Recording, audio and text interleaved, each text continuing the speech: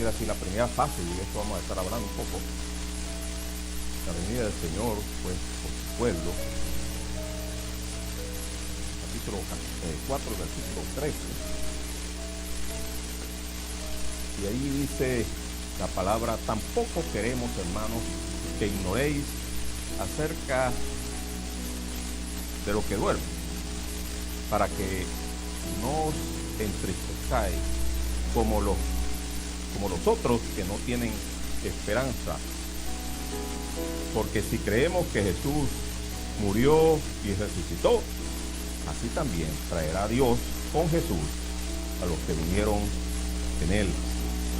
Por lo cual os decimos esto en palabra del Señor, que nosotros que vivimos, que habremos quedado hasta la venida del Señor, no precederemos a los que durmieron.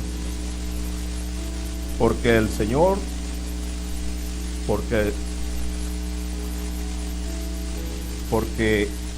mismo, con voz de mando, con voz de arcángel y con trompeta de Dios, descenderá del cielo, y los muertos en Cristo resucitarán primero.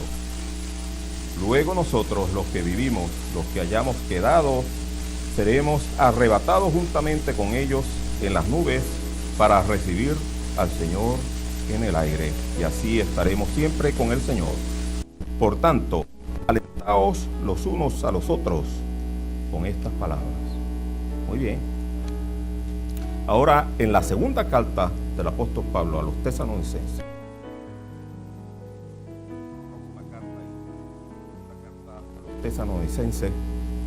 y capítulo 2, los primeros 12 versículos, vamos a leer allí.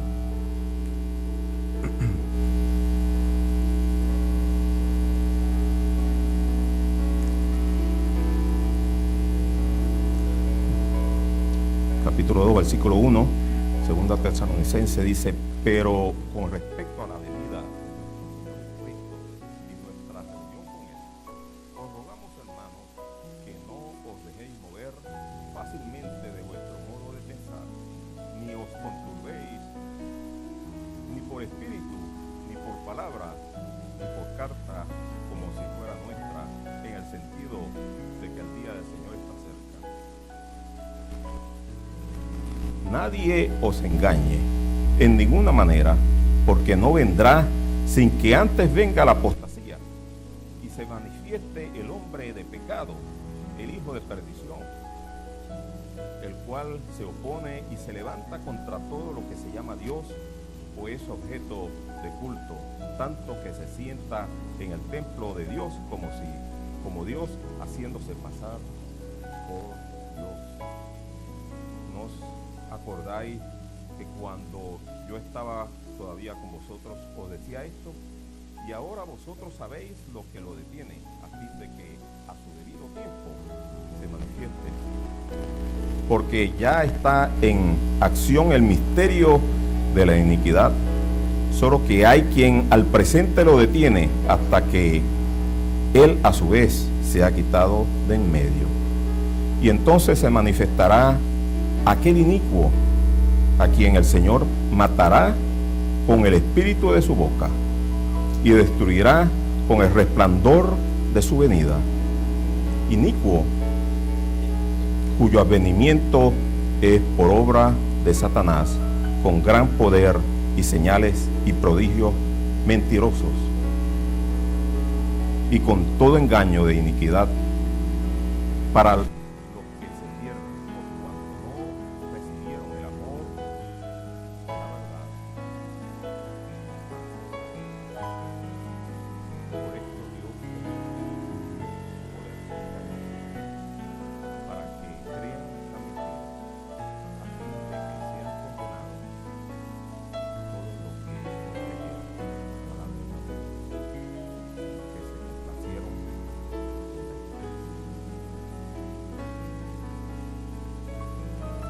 Muy bien, tenemos entonces acá dos pasajes, hemos leído dos pasajes, y el primer pasaje claramente pues nos habla de la venida del Señor, la venida del Señor por su iglesia.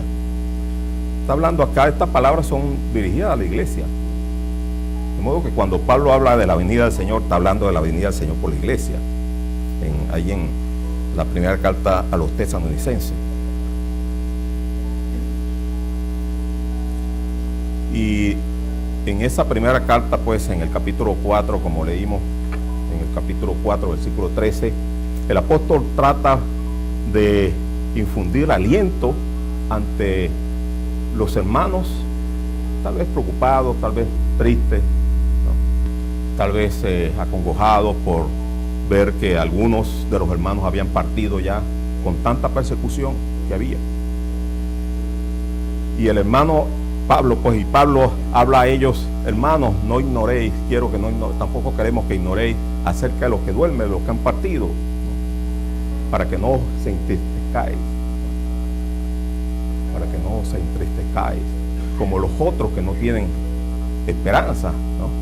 Los otros que no tienen esa esperanza viva que tenemos nosotros, porque si creemos que Jesús murió y resucitó, también traerá a sí mismo, pues, Dios con Jesús a los que durmieron con él. De modo que esta es, pues, esa gran esperanza que tenemos nosotros, y esa es la venida del Señor por la iglesia que está por delante. Y aquí da más detalles, pues, ¿no? Pablo da más detalles, y lo dice con la autoridad de la palabra de Dios, lo dice con la autoridad de la información misma que él recibió directamente del Señor Jesús, ¿no? De cómo será eso. Y dice acá que nosotros que vivimos, que habremos quedado hasta esa venida, no vamos a preceder, no vamos a ser primeros, ¿no?, que los que ya han partido, sino, dice ahí, sino que el Señor mismo, ¿no?, con voz de mando, con voz de arcángel, con trompeta de Dios, descenderá él mismo de los cielos, y los muertos en Cristo resucitarán primero. O sea, ese es el orden de cómo va a ser el asunto. O sea, nosotros vamos a resucitar si morimos antes de que venga el Señor, sí, ¿no? Y si quedamos hasta la venida del Señor, ¿qué va a pasar? Bueno, eso es lo que va a contar aquí también el apóstol Pablo, ¿no? Pero claramente dice que los que han muerto en Cristo y están sus cuerpos sepultados, o están en la tierra, o aún en el mar, o aún quemados, ¿no?, el Señor mismo, con voz de mando, ¿no?, con voz de arcángel, ¿no?, con trompeta de Dios, descenderá del cielo. Y él mismo entonces levantará con esa voz de mando a los que han muerto en él, y resucitará. Y después dice entonces Pablo: luego nosotros, ¿no?, por eso es que no precederemos, sino que seremos después. Luego nosotros, los que vivimos, los que hayamos quedado hasta ese momento, los que hayamos quedado hasta la venida del Señor, seremos arrebatados juntamente con ellos en las nubes para recibir al Señor en el aire, ¿no? Y el Señor entonces en esa primera venida, o en esa segunda venida, pues en esa primera fase de la segunda venida, no va a tocar suelo, como decimos, ¿no?, sino que va a ser en el aire. No dice acá que lo vamos a recibir en el monte, no, dice vamos a recibirle en el aire, para estar, y así estaremos siempre con el Señor. Por tanto, alentados los unos a los otros con esa palabra. Y esta es una gran esperanza, ¿no?, que tenemos. Yo, por ejemplo, tengo la esperanza de ver, ¿no?, a mi mamá si parte, yo la voy a ver, ¿no?, allá. Tal vez desde acá yo con mucha tristeza hablo toda la semana con mi hermano, y cuando puedo hablo con mi mamá, si ella puede hablar, y me da cosa a veces pensar que si ella parte, yo no voy a poder estar allá, y no la voy a poder ver, pero sé que la voy a ver, ¿no? Cuando el Señor venga, yo sé que la voy a ver. Y esa es la esperanza que tenemos todos los que tengamos algún familiar muy querido que ya partió. Sabemos que le vamos a ver. ¿Cuándo? Cuando el Señor venga, le veremos. Es una gran esperanza que tenemos, y esa entonces es la venida del Señor por su iglesia. Pero había cierta confusión aún en los mismos tesalonicenses, que habían ya recibido esta carta y sabían pues con claridad lo que el apóstol Pablo les había declarado. Y quiero decir que tal vez aún en la actualidad en la iglesia también hay cierta confusión. en cuanto a la venida del Señor y lo que es el día del Señor. Y la venida del Señor, estamos hablando pues de la segunda venida del Señor por su iglesia. Y el día del Señor se refiere más bien a la segunda venida del Señor ya para establecer su reino.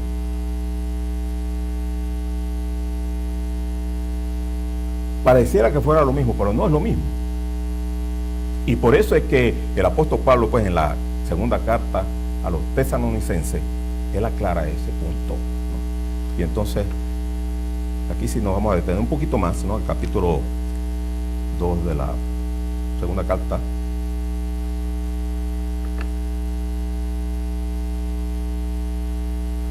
Porque, ¿cómo comienza aquí el apóstol a hablar? Dice, pero con respecto a la venida de nuestro Señor Jesucristo y nuestra reunión con Él, os rogamos, hermanos, que no os dejéis mover fácilmente de vuestro modo de pensar, ni os conturbéis, ¿no?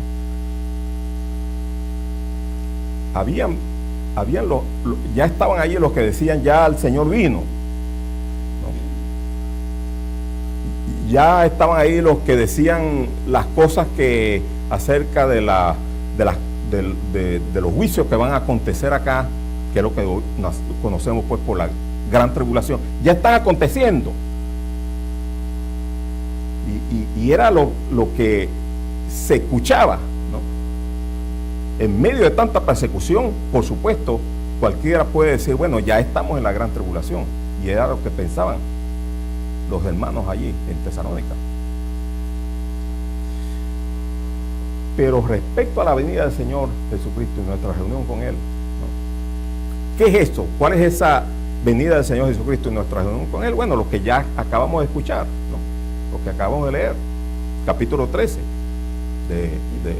capítulo 4, versículo 13 hasta el 18, de Primera a Tesalonicenses. Esa es la venida del Señor y nuestra reunión con Él, ¿no? Es cuando el Señor viene y todos los santos que han partido y los que estemos, vamos a reunirnos con Él, ¿no? Esa es la reunión con Él. Va a ser en el aire y después hacia el cielo. Y es lo que hemos visto nosotros en Apocalipsis. Ya a partir del capítulo 4, la iglesia no está en la tierra. Es interesante eso. Ver cómo ya no se habla de la iglesia en la tierra.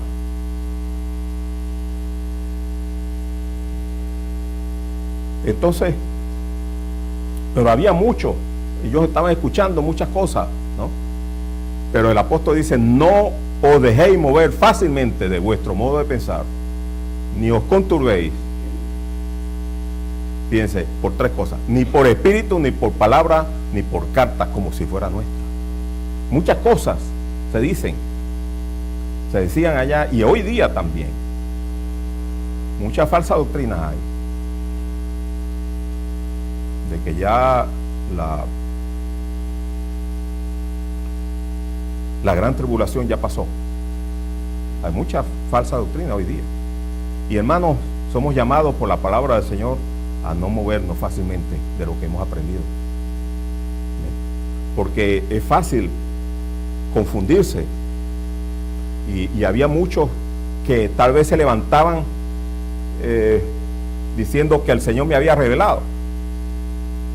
Y habían otros que con autoridad, tal vez tratando de decir que era de parte de los apóstoles, palabra o por dicho, por carta, como si fuera de ellos, dice Pablo, ¿no? De los apóstoles. No os dejéis mover fácilmente, ni por espíritu, ni por palabra, ni por carta, como si fuera nuestra, en el sentido de que el día del Señor está cerca, diciéndole ya llegó el reino milenial. Hay muchos que predican hoy día que ya estamos en el reino. Tengamos cuidado, ¿no? No estamos en el reino todavía milenial. Eso está por delante. ¿Va a acontecer? Sí. No estamos diciendo que no va a pasar. ¿Viene el Señor? Sí. ¿Viene el Señor para juicio, para establecer su reino? Sí. Ya Él viene. Pero tengamos cuidado que hay muchas cosas que tienen que pasar primero. Y hace falta decir algo, aclarar bien, que la venida del Señor por su iglesia va a ocurrir en cualquier momento, hermano. en cualquier momento, en un pestañear, seremos arrebatados nosotros todos. Primero resucitarán los muertos en Cristo y después nosotros, como hemos leído. Y eso va a ser algo rápido, y para eso en verdad no hace falta que se cumpla más nada. De modo que eso podría ocurrir hoy mismo, la venida del Señor por su iglesia. Pero la venida del Señor para juicio,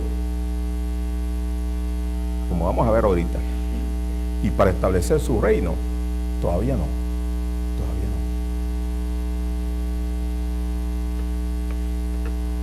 Nadie os engañe en ninguna manera, porque no vendrá.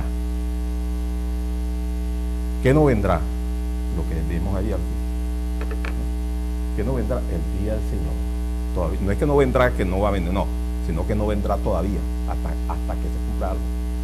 El día del Señor está cerca, sí, está cerca, pero no es todavía evidente, hermanos, porque hay muchas cosas, algunas cosas que tienen que cumplirse. Y es lo que dice Pablo acá. Nadie os engañe en ninguna manera, porque no vendrá el día del Señor. O sea, el reino de Cristo allí, ¿no?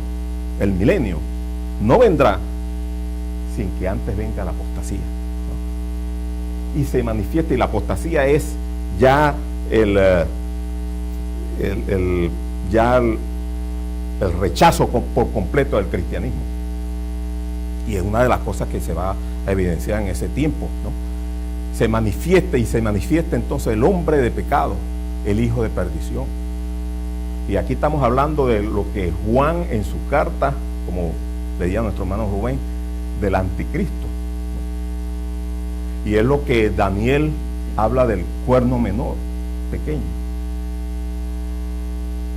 Y es lo que Juan en el Apocalipsis habla del falso profeta y de la bestia menor, capítulo 13, la segunda bestia, la bestia menor, la que tiene cuernos pequeños como de cordero, ¿no? Fíjense la forma en que engaña, pero su voz es voz de dragón, ¿no?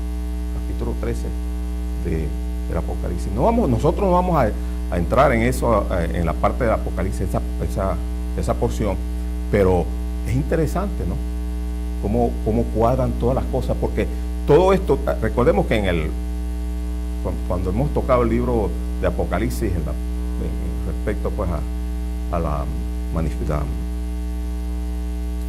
revelación de Cristo allí, todas las profecías confluyen allí en Apocalipsis, y aún esto también, y estas son palabras proféticas, ¿no? Que está hablando el apóstol Pablo, porque no vendrá sin que antes venga la apostasía y se manifieste el hombre de pecado. Es un hombre, no va a ser cualquier cosa, es un hombre, es alguien que va a hablar, es alguien como uno, ¿no? Pero va a ser un líder.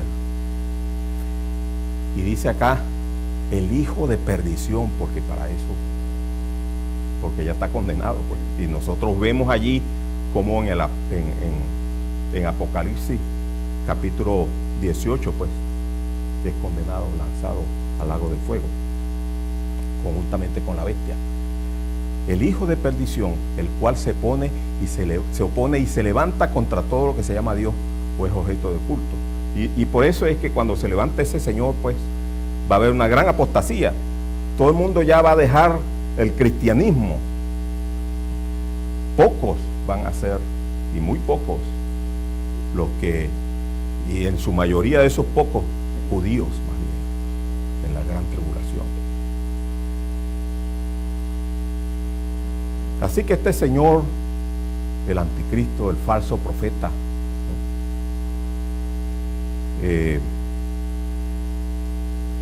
este hijo de perdición, este hombre de pecado, se va a levantar contra todo lo que se llama Dios y es objeto de culto, y se sentará pues en el templo de Dios haciéndose pasar por Dios. Imagínense eso, o sea, este hombre va a ser un líder tal y va a manifestar señales como leímos y vamos a ver acá de nuevo, y va a convencer a todo el mundo, va a engañar a todo el mundo. para que le siga, para que lo adore, y por eso él va a ser capaz de llegar hasta sentarse allí en el templo de Dios. Y va a ser que entonces, como dice allí en capítulo 13 de Apocalipsis, que él va a hacer que se adore a la bestia. Y uno dice, bueno, pero ¿cómo es posible? ¿Cómo es posible que tal cosa pueda acontecer? ¿Cómo es posible que cuando Cristo venga en el aire y se lleve a la iglesia, los que queden sean capaces todavía de no creer en el Evangelio, no creer en Jesucristo? Es una de las cosas que muchos, hasta cuando escuchan esto, dicen entonces, bueno, yo voy a esperar que el Señor venga y después creeré, ¿no? Y lo dejan para después. Y definitivamente no va a poder ser así, porque este Señor va a hacer señales y prodigios con los cuales va a engañar a todo el mundo que quede aquí. Y este hombre no solamente va a engañar, sino que va a imponer. Si uno lee en el capítulo 13 de Apocalipsis, ahí dice que va a imponer que nadie pueda comprar ni vender sin tener la marca de la bestia en su mano derecha o en la frente.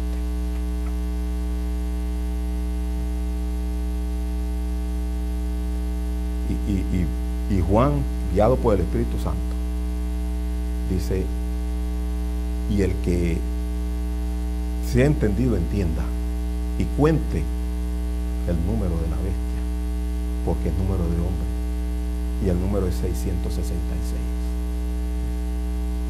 O sea, esa es la marca que este Señor va a obligar a poner en la frente o en la mano derecha de todo el mundo para poder sobrevivir, para poder subsistir, para poder comprar, para poder vender.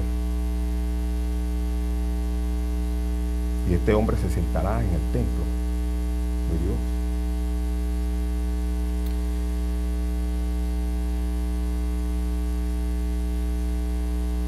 Los discípulos del Señor le preguntaron, Señor, dinos señales antes del fin. Y conseguimos como el Señor relata, les da a conocer algo a los discípulos. Capítulo 24, por ejemplo, de San Mateo, podemos leer allí un versículo, capítulo 24.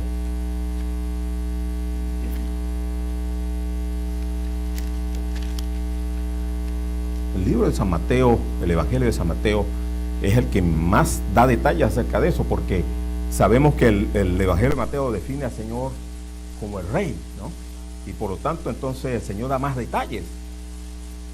Acá se detalla más, pues, ahí en el capítulo 24, cuando el Señor habla de las señales antes del fin, Él está hablando a los judíos, pues, precisamente no de la venida por la iglesia, no. Él está hablando de la venida de Él para establecer su reino y de las cosas que hace falta que ocurran. Y el versículo 15 del capítulo 24 dice, por tanto, cuando veáis en el lugar santo la abominación desoladora de que habló el profeta Daniel, el que lea entienda, dice el mismo Señor. Hermanos, somos exhortados a leer, ¿no? Para entender. El mismo Señor dijo de que habló Daniel, y el que lee entienda, ¿no? Entonces, los que estén en Judea huyan a los montes, porque comenzó la gran tribulación.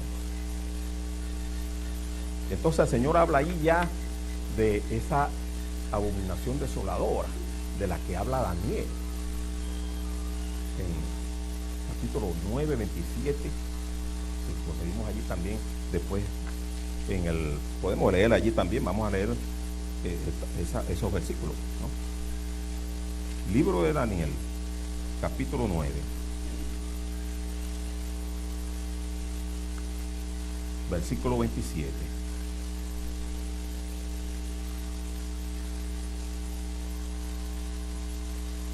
Dice, y por otra semana confirmará el pacto con muchos.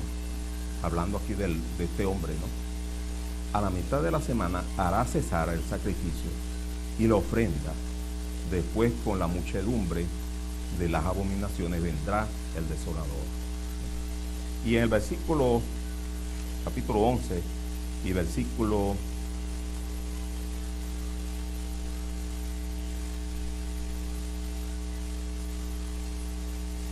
31, dice, y se levantarán de su parte tropas que profanarán el santuario y la fortaleza, y quitarán el continuo sacrificio, y pondrán la abominación desoladora. Y finalmente, capítulo 12.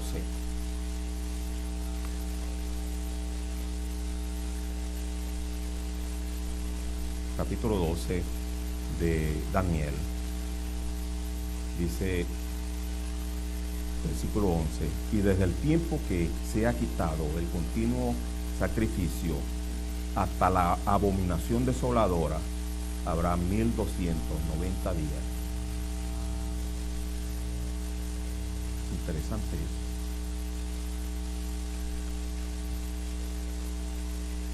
Porque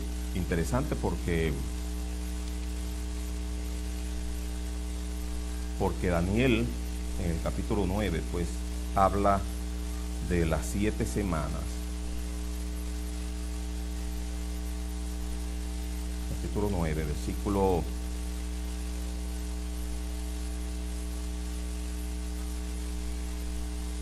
25, podemos leer el 25, capítulo 9, versículo 25. Sabe pues y entiende que desde la salida de la orden para restaurar y edificar a Jerusalén hasta el Mesías príncipe, habrá 7 semanas y 62 semanas. Hay dos números ahí, ¿no?, que no se deben confundir. 7 semanas y 62 semanas. Se volverá a edificar la plaza y el muro en tiempos angustiosos, y después de las 62 semanas se quitará la vida al Mesías, lo que ya ocurrió, mas no por sí, y el pueblo y un príncipe se levanta, que ha de venir, destruirá la ciudad y el santuario, y su fin será con inundación, y hasta el fin de la guerra y durarán las devastaciones.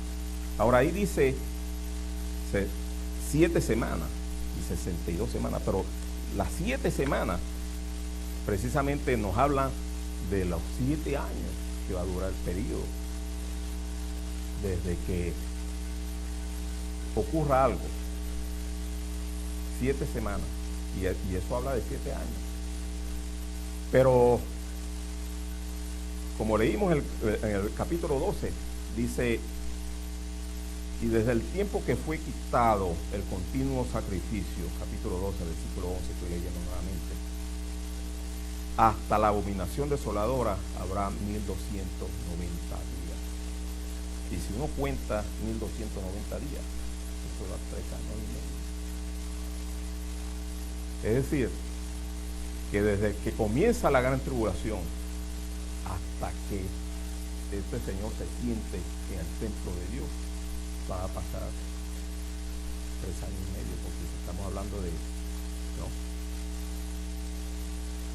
1290 días. Se divide entre 30, da más o menos 3 años y medio. O sea, 3 años y medio desde que comienza la gran tribulación hasta que llega la abominación desoladora en el templo de Dios.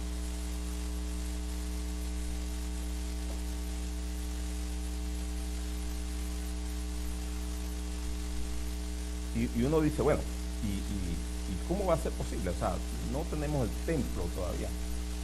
Vemos Jerusalén, no hay templo. Todavía no está el templo. Entonces, eso implica que hace falta que el templo sea reconstruido. ¿No ves? Todo eso lo que nos lleva es a pensar, todavía, Señor, el reino milenial no viene. Todavía no. No os dejéis engañar.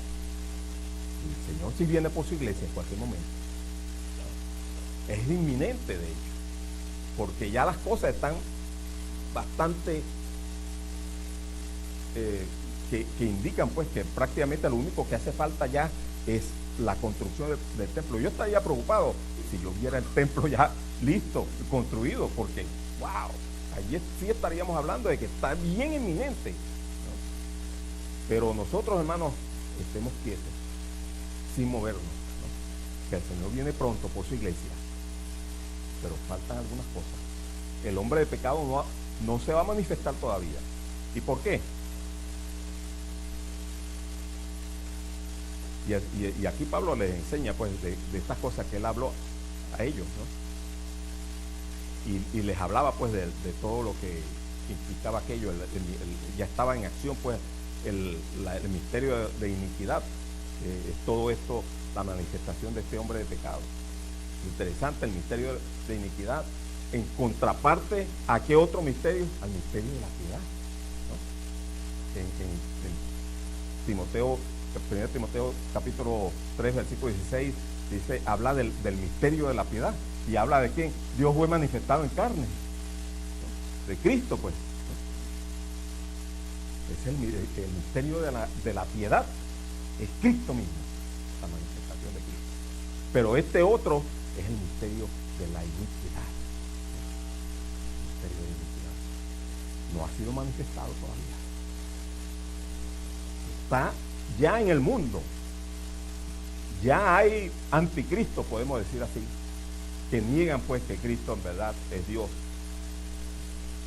Ya hay anticristo que niegan que Dios fue manifestado en carne. Ya hay anticristo que niegan la salvación por medio de la fe en Jesucristo. Pero no se ha manifestado el hombre de pecado todavía. Por eso que el misterio de la iniquidad está allí. Por eso que es un misterio, porque no ha sido revelado, no ha sido manifestado. Solo, ¿por qué no ha sido manifestado? Porque dice aquí que hay quien al presente lo detiene hasta que a su vez se ha quitado. ¿Y quién es lo que al presente lo detiene? La iglesia mismo, el Espíritu Santo, ¿no? Que mora en nosotros. El Espíritu Santo que mora en cada uno de los que constituimos la iglesia del Señor. Es lo que hace que no se pueda manifestar el hombre de pecado. Ahí lo que al presente lo detiene.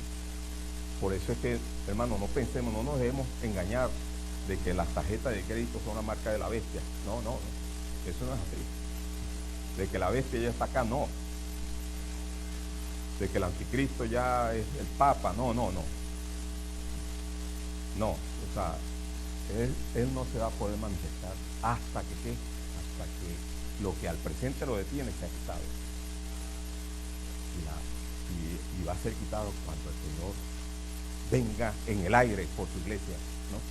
Y así arrebatará a todos, ¿no? Y estaremos para siempre con el Señor. Y ahí sí empieza, ¿no?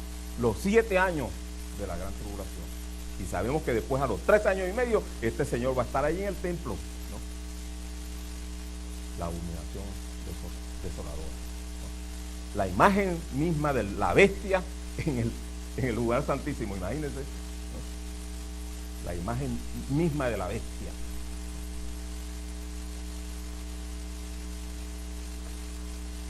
Y ya para andar más rápido acá, entonces después de que el Espíritu Santo, pues, de la iglesia no esté aquí en el mundo permanentemente, estamos hablando permanentemente, pues, porque habita en cada uno, entonces se manifestará aquel inicuo, ¿no? ¿Quién es ese? A quien el mismo Señor matará con el espíritu de su boca. Ahora, ¿cuándo el Señor va a matar a este hombre con el espíritu de su boca? Cuando el Señor venga para establecer el reino milenial. Y eso lo conseguimos nosotros, capítulo 18, ¿no? de Apocalipsis, cuando el Señor, aquel que viene cabalgando en caballo blanco, viene, ¿no? Y Él vencerá y no hace falta a los demás, nosotros vendremos ahí, pero el que lucha es el Señor, y con la espada de su boca, pues, de una vez derrota, ¿no? al falso profeta. y lo dice ahí, con el espíritu de su boca destruirá con el resplandor de su venida, con su epifanía, con su brillantez, con su gloria mismo. Ya allí queda vencido, ¿no? Aquel hombre. Y dice allí en el Apocalipsis capítulo 18 que es lanzado conjuntamente con la bestia a un lago que arde con fuego y azufre. Ese es el lago de fuego, pues. Pero este hombre, pues, como hemos hablado, con todo engaño y iniquidad engañando, pues, fíjese, gran poder, señales y prodigios mentirosos, con los cuales engañará, pues, a todo el mundo. A los que quedaron acá en la gran tribulación por no haber creído, por no haber aceptado el evangelio de Dios. Los que no recibieron a Cristo, los que no recibieron el amor de la verdad para ser salvos, son engañados y van a ser engañados, pues, por este hombre inicuo. Y por eso dice, ya para terminar, que el Señor les enviará un poder engañoso a través de este hombre, ¿no?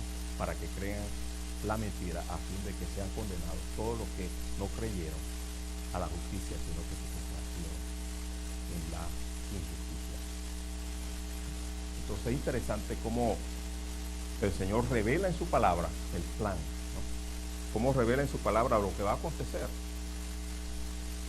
Así que no nos movamos, como somos exhortados acá por la palabra, a creer cosas que no son conformes a la palabra, ¿no? La venida del Señor por su pueblo es inminente.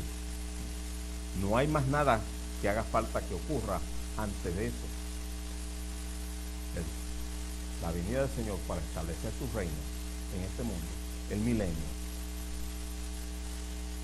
La venida inclusive antes del hombre de pecado, del anticristo, no puede venir todavía hasta que la iglesia sea tomada de acá de este mundo.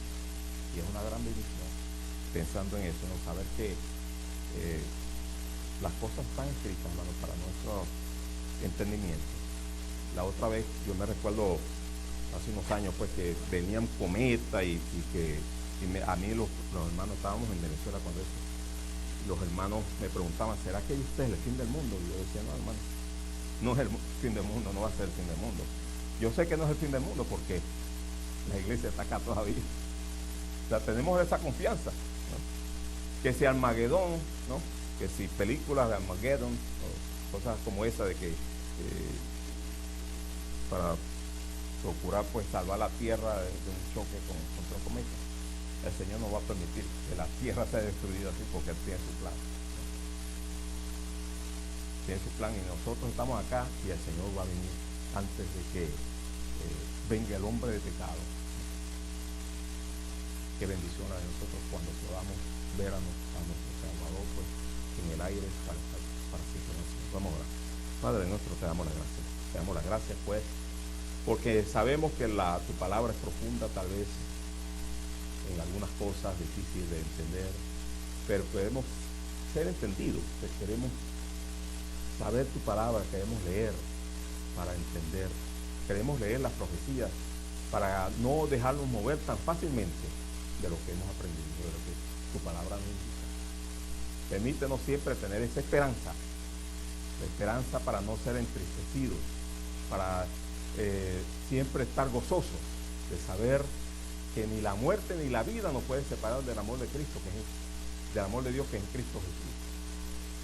De saber que pronto viene Él por su iglesia, de saber que pronto, en un abrir y cerrar de ojos, lo corruptible se transformará en incorruptible, porque veremos al Señor tal cual es, porque seremos transformados a la misma semejanza del Señor, como Él es. Te damos las gracias, pues, por esta esperanza que tenemos nosotros, de que veremos aún también a nuestros familiares creyentes en Cristo allí en la gloria. Y permite, pues, que si hay alguien acá que no ha creído en Cristo todavía, que pueda escapar de la gran tribulación, de la angustia que ha de venir sobre este mundo, y que prefiera más bien estar con Cristo, para que cuando Él se manifieste en el aire, podamos todos estar con Él. Bendícenos pues al salir de acá, llévanos con todo bien a nuestros hogares. Te pido por la gracia en el nombre de Jesús. Muchas gracias, hermano.